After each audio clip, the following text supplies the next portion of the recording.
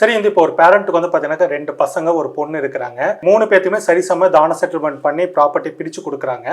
ஆனா 2 பசங்களும் என்னால வந்துட்டு அப்பாவ பார்த்துக்க முடியாது, பெத்தவங்கள பார்த்துக்க முடியாதுன்னு சொல்லிட்டு கை விட்டுட்டு போறாங்க.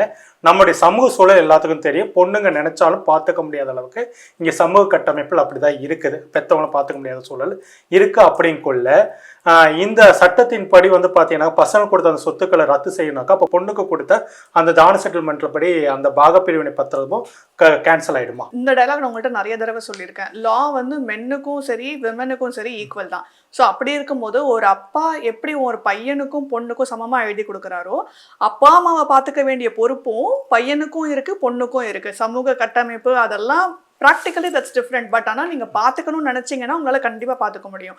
ஸோ அப்படி இருக்கும்போது நீங்கள் செட்டில்மெண்ட் டீடை கேன்சல் பண்ணணும், இல்லை பார்ட்டிஷன் டீடை கேன்சல் பண்ணணும்னு நினச்சிங்க அப்படின்னா நீங்க ஸ்ட்ரெயிட்டாவே வந்து நீங்க ஆர்டிஓ அப்ரோச் பண்ணலாம். உங்களுக்கு அவர் வந்து ஹெல்ப் பண்ணுவாரு.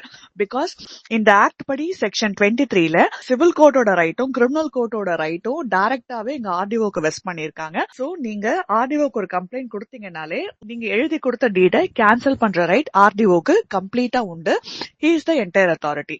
ஹானரபிள் ஹை கோர்ட் ஆஃப் மெட்ராஸும் Kanthimathi versus subdivisional magistrate and others அப்படிங்கிற கேஸ்ல ஆர்டிஓவோட பவர்ஸை வந்து கன்ஃபார்ம் பண்ணிருக்காங்க. சோ நீங்க ஆர்டிஓவை அப்ரோச் பண்ணணும். ஸோ மென்னும் சரி விமனும் சரி அப்பா அம்மாவை பார்த்துக்க வேண்டிய கடமை 2 பேருக்குமே ஈக்குவலாகவே இருக்கு.